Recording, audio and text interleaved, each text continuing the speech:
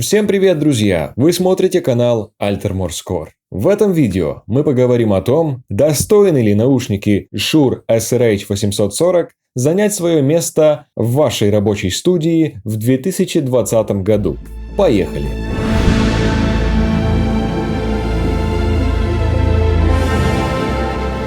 Начнем, пожалуй, с того, что я не являюсь каким-то инженером, специалистом по техническим характеристикам наушников. Я просто, как любой другой человек, как один из вас, занимаюсь музыкой, занимаюсь дикторской озвучкой, занимаюсь звукорежиссурой и хочу купить себе качественные наушники. Конечно, я буду разбираться в технических характеристиках. Конечно, мне интересно, как они звучат, как они передают звук. И слух у меня под это заточен, чтобы я анализировал, как они мне передают звук. Но я не помешан на частотах и всех этих характеристиках, которые вы можете прочитать на сайте производителя. Поэтому в этом видео речь пойдет больше не о цифрах, которые большинству из вас ничего в принципе не скажут. Но в этом видео пойдет речь о том, что я как пользователь этих наушников делаю свой вывод, какие они, насколько они хороши. При том, что я сам слушал не только какой-то один стиль и работал не только в каком-то одном конкретном стиле, где преобладают высокие, низкие или средние частоты.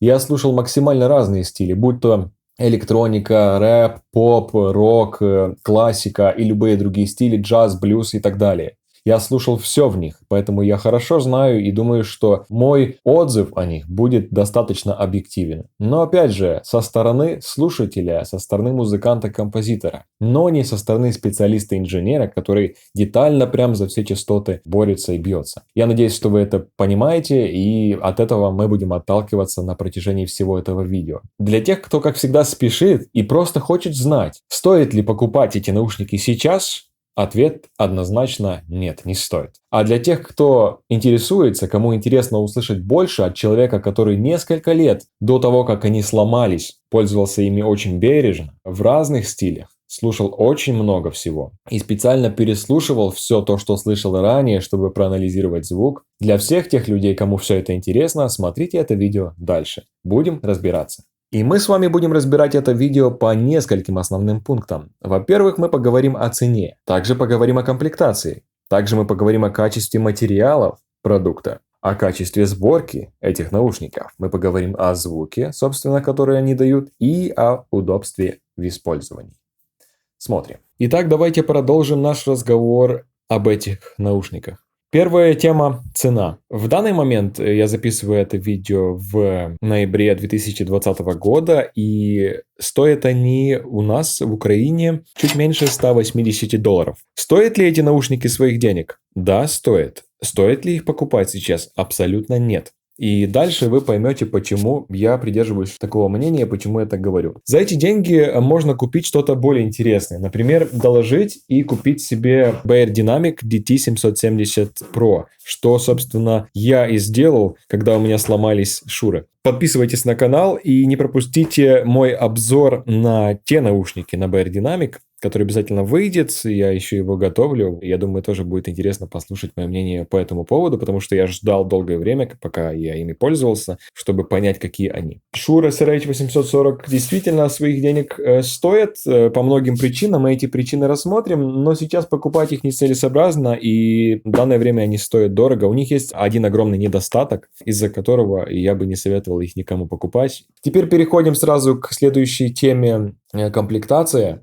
И здесь мы поговорим, почему я сказал, почему стоят эти наушники того. Во-первых, комплектация у нас здесь довольно хороша. Чем не может похвастаться, к сожалению, те же Beyerdynamic. С практической точки зрения, да, конечно, Beyerdynamic, когда мы покупаем, у нас есть в коробке все, что нам необходимо, в принципе. Но если говорить о том, насколько приятна комплектация, то Shure SRH840 превосходит Beyerdynamic во многом. Во-первых, у нас здесь идет мешочек с наушниками в комплекте. Очень приятный мешочек, заточенный такой под кожу. Это кожзам, на веревку затягивается. Здесь у нас есть логотип Shure. В мешочке у нас, конечно, идут наушнички. Очень приятно сразу их было достать. Они тяжелые, действительно тяжелые, массивные.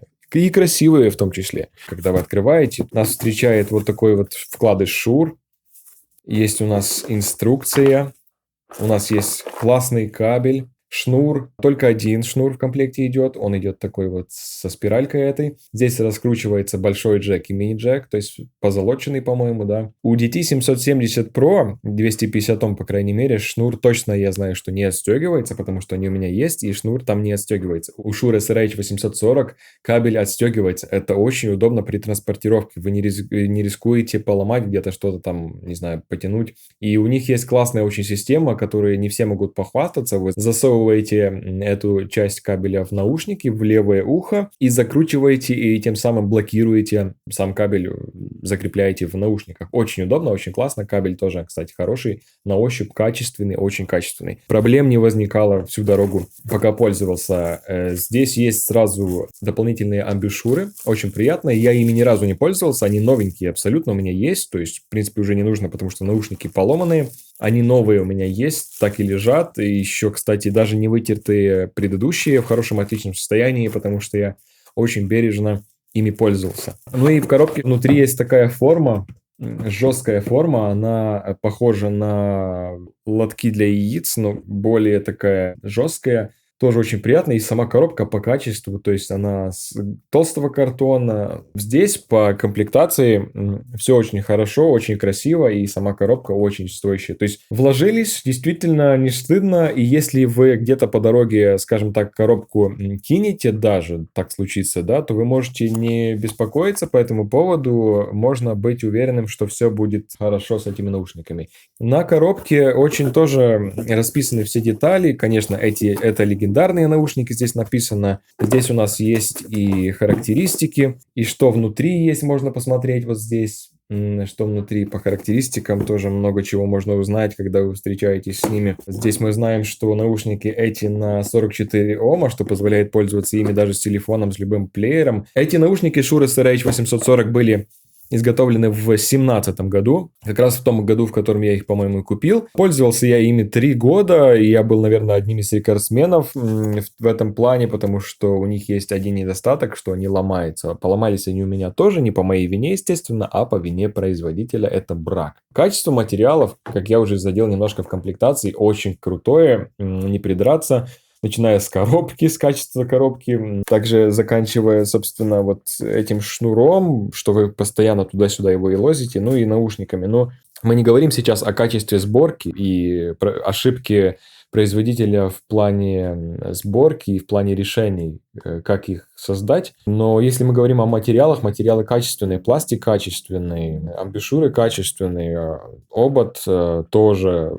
В принципе, всем они устраивают. Единственное, что у нас проблемы в сборке, в решениях производителя почему-то сделать именно вот так, как они сделали, я не знаю, это немножко было глупое решение, но тем не менее, я ими пользовался долго, и качеством, в принципе, изделия доволен. Пластик хорошие вставки алюминия, хорошие вставки кожзама, это, в принципе, радует глаз, когда вы смотрите, когда пользуетесь, и мешочек. Вот что самое главное, DT770 не может похвастаться таким прикольным мешочком, этот уже у меня кошка немножко подрала, но тем не менее, мешочек очень прикольный, приятный на ощупь. Не то, что какой-то синтетический у Beyerdynamic DT770 Pro. И мы переходим сразу к следующему пункту. Это качество сборки, соответственно. Качество сборки тоже хорошее, все супер сделано, но вопросы есть по решению. Вот, собрать их именно так. Во-первых, у нас здесь есть проблема сделать вот этот шнур, который сбоку проходит, сейчас на экране можете видеть, который проходит именно таким образом поверх, то есть он очень тонкий, вы можете его легко задеть даже ногтем. Некоторые, например, отпускают ногти, потому что там играют на гитаре, либо по любой другой причине. Я не делаю этого,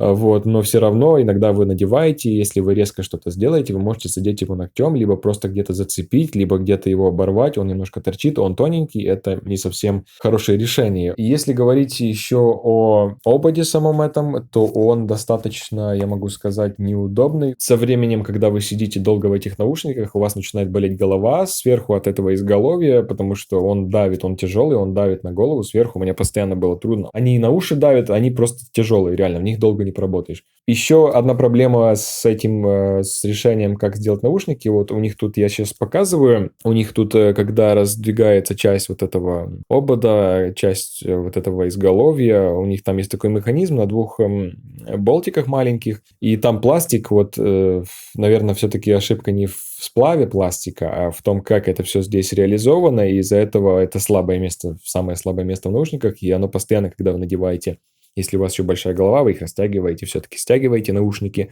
то получается, что вы со временем пластик начинает трещать. И у многих за несколько месяцев, за год они треснули, разломались. Я был одним из рекордсменов, очень аккуратно пользовался. Трещины начал замечать, но долго еще пользовался с трещинами, пока вот за 3 года они окончательно на левом ухе не отломались. И что сразу поставило крест на их использовании, только можно было заменить их. Также здесь, что еще хочется добавить, что вот вся эта конструкция, связанная с этим местом слабым, она из-за этого тоже они поскрипывают. Эти поскрипывания, когда вы пишетесь в конденсаторный микрофон, они слышны на записи, и если вам повезет повернуться так, что они заскрипят, то у вас на записи будет скрип от наушников, и вы с этим ничего не сделаете. В редактировании оно сложно поддается редактированию. Я это прошел, я это знаю, поэтому это очень плохо, реально очень плохо. Звук в этих наушниках отличнейший просто, и на свое время они были впервые появились в свете, по-моему, 2009 год был, звук у них просто суперский. По частотам, я бы сказал, более-менее линейно все. Но что я заметил для себя? Я долго привыкал, было непривычно, я много чего переслушивал. Все стили очень хорошо себя показывают в этих ушах. Но единственная проблема, с которой лично я столкнулся, что мне не понравилось, это тот обман, который ты получаешь. И я всегда пользовался колонками по той причине, поскольку акустика помещения, характеристики акустические помещения не позволяет, и в принципе нет смысла покупать мониторы. Достаточно колонок, хороших ушей, хорошей аудиокарты. В моем случае. И это лично мое мнение, потому что бывает, что купят люди дорогие мониторы, ставят их в неподготовленное акустическое помещение, и тогда толку от того, что они купили классный монитор. По этим соображениям и по соображениям, конечно, бюджета и финансов, также мне достаточно было слушать, проверять музыку на колонках и анализировать в ушах.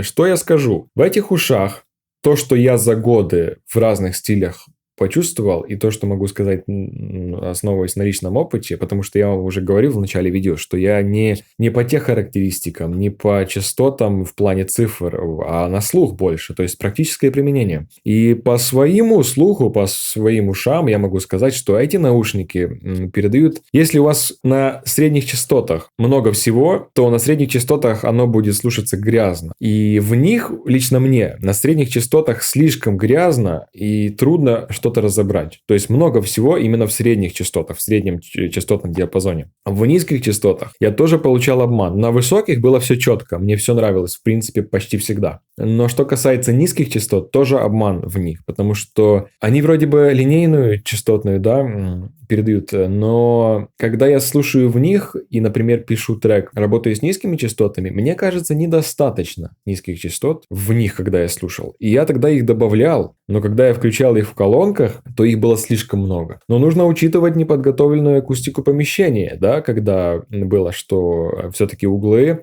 помещения, они ловят низкие частоты, и поэтому может казаться, что низкие частоты преобладают. Здесь тоже обман есть такой. Поэтому мне в этих наушниках было лично сложно балансировать вот низкие частоты, что идет от средних, средние низкие и низкие уже самые низкие. Я вот подытожил уже, наверное, после того, как перешел на наушники BR Dynamic DT770 Pro, там низких частот было больше, есть больше. И когда я пишу композицию в них, а потом снимаю и проверяю на колонках, я получаю практически ту же информацию. То есть по низким частотам мне BR Dynamic больше нравится. И поэтому я сам их купил, я сам их советую, чтобы на замену вот этим брать. По качеству звука это одни из самых лучших Shure SRH-840, одни из самых лучших ушей в своем ценовом диапазоне и по частотным характеристикам, которые вы можете вообще купить. Это очень крутой звук. Очень чистый, красивый звук. Даже учитывая, что на средних частотах там иногда грязноват. Даже по низких иногда не. Но они не перегружают низкие. Вот что иногда вот любят там, нужно больше низких. Нет, нам нужна для работы максимально ровная частотная характеристика. И эти наушники хороши в этом очень сильно. Если, например, говорить для мониторинга, и у вас нету другого выбора, то эти наушники хороши весьма в принципе. Для записи они не годятся. Хоть они из закрытого типа, но из-за скрипов они не годятся. Это просто мой опыт. Я слушал в них все, максимально все просто. И просто слушал, и писал музыку в них. Но они хороши, правда. Просто смысла покупать сейчас нет. По звуку, я думаю, все останется на том же уровне. В 2021 году разработчики обещали мне, и подтверждение этому я оставляю сейчас перед вами на экране скриншот, что выйдет ревизия в 2021 году, скорее всего. В ревизии будут исправлены ошибки касательно сборки этих наушников. А что касается звука, я думаю, что если не на том уровне, то будет улучшены характеристики. Плюс здесь я слышал ребята, которые их разбирали в наушниках, там очень с элементами внутренними по самим динамикам этих наушников все очень хорошо. И если верить их словам и по качеству материалов, я слышал, что там все очень круто. То есть для своей ценовой категории вообще они реально стоят своих денег. Но проблема, опять же, в сборке, в этих ошибочных решениях, технических в плане сборки и материалов, которые вот там связаны между собой. И вот по звуку, в принципе, может, это лично мое мнение, но я вам сказал то, что я думаю о них. Но вообще впечатления очень хорошие. Но сейчас я бы их не советовал, я бы их уже не покупал. Но если бы мне удалось их поремонтировать, то я бы с удовольствием их еще использовал иногда, действительно. И последний пункт, который мы с вами сейчас будем обсуждать, это удобство использования. Можно вспомнить в этом пункте то, что они неудобны, когда вы очень долго их держите на голове. Реально, они утомляют и уши, потому что здесь вот лично я, вот когда долго, я мог сидеть в них и по 6 часов, у них вот, по сути, они давят вам на уши здесь, и изголовье вот это давит вам здесь, и вы устаете. Я, когда долго с ними сидел, я вставал, у меня было просто голова болела, и уши болели. Хотя я никогда не слушал громче, чем положено, серьезно. Я советую вам то же самое, беречь ваши уши. В остальном, если не говорить об этих минусах, что они тяжелые и они утомляют вашу голову, то, в принципе, все в остальном удобно очень. Они закрытого типа, вы в них слушаете, изолируетесь от всего, они хорошо изолируют звук от окружающей среды, тоже звук окружающей среды не пускают внутрь, когда вы слушаете, но, честно сказать, по весу они тяжелее оказались мне по ощущениям, чем BR Dynamic DT770. Я постоянно сравниваю с ними, потому что только с ними и могу сравнивать с личного опыта, и я могу сказать, что BR Dynamic мне по удобству использования более понравились, чем Shure SRH840. Вот и все, в принципе, что можно сказать. Напоследок я хочу сказать по поводу того, что это не какой-то исключительный брак. Это ошибка производителя по поводу того, что они ломаются. Они об этом знают. Вы можете на сайте производителя, на одном из зарубежных его версий, там посмотреть много отзывов о том, что они ломаются у всех, и это невыгодная и нецелесообразная покупка, платить до $200 сейчас даже за них, что они за пару месяцев у вас могут поломаться, это лотерея. Если вы работаете постоянно в движении, они вам абсолютно не годятся, вы их купите, они у вас быстро поломаются, и вы будете очень сожалеть об этом. Но есть, по-моему, 2 или 3 года гарантии от производителя. Если они у вас поломались в этом месте, вы можете свободно, быстро, если они у вас поломались и еще не вышел срок, вы можете обратиться по гарантии в ваш магазин, вам должны их заменить на аналогичную модель. Делайте это, если у вас такие наушники новые, даже если они у вас только недавно были приобретены и у вас появились первые трещины, не ждите, пока они поломаются. С первыми трещинами сразу обращайтесь, пусть вам заменят. Они вам, скорее всего, не заменят это изголовье, потому что есть такая тоже версия, что изголовье можно поменять. Я его не нашел, его нигде нет, и этих деталей уже, мне кажется, тоже нет. Они есть где-то за рубежом, на магазинах этих зарубежных. Стоит это изголовье около $50, если не больше, и если его заказывать оттуда сюда, то получится очень дорого. И, наверное, в полцены, по сути, самих наушников это не имеет никакого смысла. Это проблема производителя. Обращайтесь. Можно у производителя просить тоже сменить на аналогичную версию этих наушников. Это можно. Я знаю другие случаи, когда вот действительно у людей трескалось и ломалось, они обращались еще по гарантийному сроку. Даже если гарантия у вас вышла, вы должны обратиться, и вам даже за деньги должны сделать. А если они, скорее всего, и не смогут, не сделают, то должны должны заменить, либо что-то еще вам предложить. В данном случае у меня сроки вышли, я обратился к производителю. И мне предложили обратиться к... Две ссылки мне указали, и я обратился по одной из них. Мне ничего не ответили. Я тогда пожаловался производителю, они написали письмо туда, и ко мне позвонили лично, мне пообещали человек, имя и его вы сейчас видите на экране, и этой конторы. Если вы сотрудничаете с этой конторой, вы будете знать вот такую информацию, что они вот таким образом повелись. Человек, лично представитель, там, один из главных людей позвонил, сказал, если я берусь, я обязательно сделаю это все. Напишите мне письмо, и я придумаю, что можно сделать. Я ему письмо скинул, фотки скинул, и все, и на этом все заглохло. Я остался со сломанными наушниками. Человек мне пообещал, сказал, что и пообещал производителю, представителю официальному из-за границы, и это ничем не закончилось, поэтому пламенный привет этим людям, которые очень сильно помогли, и надеюсь, что это поможет вам составить вашу репутацию согласно тому, как вы работаете. Наушники хороши, были хороши. Я пользовался, я радовался, но пришлось покупать новые. Я вам советую не тратить деньги на Shure SRH840, как бы то ни было. Я остаюсь при своих сломанных наушниках, и они, в принципе, мне больше, по сути, не нужны. И просто, как, скажем так, память оставляют о былых временах, когда их использовал, когда радовался звуку, который еще никогда не слышал. Конечно, по звуку важно тоже, какой аудиоинтерфейс вы используете, потому что он тоже же чистит в какой-то степени звук, можно так сказать. А так, в принципе, все. Мне ребята предлагали некоторые купить детали на AliExpress, там заменять, но это все кустарщина какая-то. И если вы заменяете не оригинальными, а здесь все продумано, вы уже не можете говорить об этих наушниках как о профессиональных, и о хорошей звукоизоляции тоже не можете говорить. Если вы хотите обратиться ко мне за советом, что брать? Если не брать их, они одни из лучших за свою цену, лучше за них просто нет. Если не брать в счет, опять же, BR Dynamic, то если вы обращаетесь ко мне за советом, но я вам советую, я не делаю выбор за вас, запомните это, вы должны сами принять решение. Я, когда покупал, до того, как купил, я выбирал там около месяца, по-моему, наушники себе. И проблема в том, что у меня не было возможности послушать их, потому что я живу в городе, где нету таких наушников. Нету места, куда можно прийти послушать. И я должен слушать мнение других людей, должен знать как можно лучше, что они из себя представляют. Потому что я уже получаю, и там будут проблемы с возвращением, с заменой, если что-то не так. Поэтому нужно наверняка знать. Я думаю, те из вас, кто смотрит это видео, тоже стыкаются с теми трудностями, что вы не можете послушать. И вы должны знать от человека, который разбирается, который понимает этот звук и может посоветовать стоящее. Так вот, если вы просто за советом обращаетесь ко мне и хотите классные наушники примерно за эту стоимость, я советую вам чуть-чуть доложить денег и купить BR Dynamic DT770 Pro. По омам смотрите сами, смотря какой аудиоинтерфейс, какой вы используете. Могут ли они раскачать 250-омные, либо вам для других целей.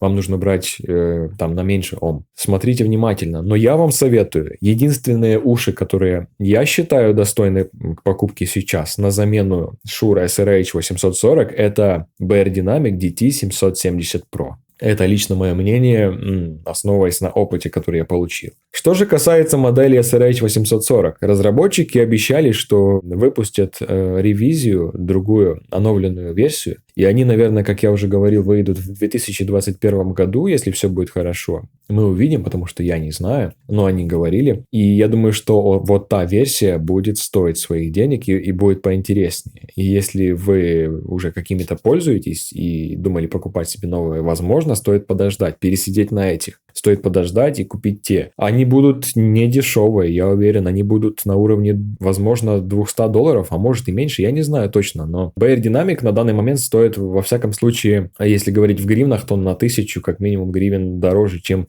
Shure SRH840, но мне повезло, в момент, когда я хотел покупать эти наушники BR Dynamic, как раз в одном из магазинов была акция, и они опустились до стоимости именно Shure SRH840. Я купил их по той стоимости, по которой я покупал Shure. Так что да, мне повезло. А так они вообще дороже стоят BR Dynamic. Я вам советую, если вы ищете на замену Shure, если вы хотели купить Shure SRH840, то берите BR Dynamic, не пожалеете. И ждите моего обзора на BR Dynamic на этом же канале. Не пропустите. Я думаю, вам должно быть интересно.